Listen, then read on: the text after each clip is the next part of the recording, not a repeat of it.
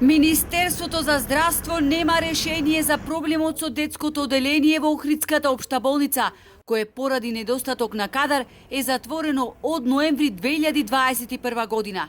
Заменик министерката за здравство Марија Манолева не знае што се случува во нејзиниот ресор.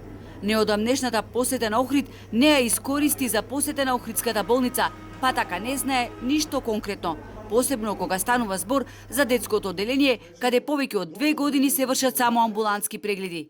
Точно не сум запознаена, можам да прашам и да ви одговорам дополнително на ова прашање, меѓутоа она што е тенденција во Министерството за здравство е се она што се барања на јавните здравствени установи ширум државата, а некои од другите центри може да ги покријат.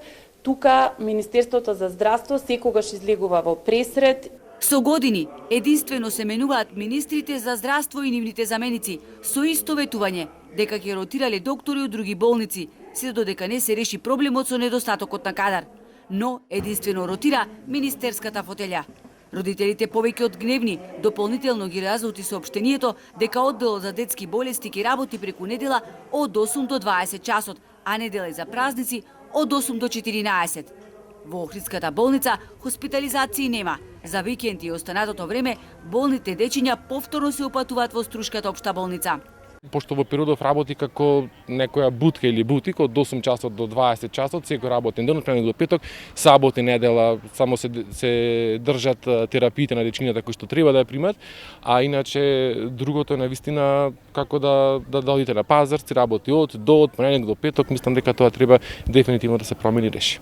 Инаку во моментов на Охридското детско оделение има 2 специјализантки и 1 доктор во 7-та деценија од животот.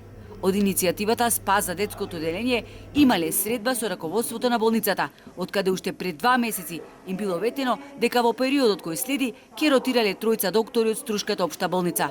Бидејќи досега тоа не се случи, родителите се организираат за протести.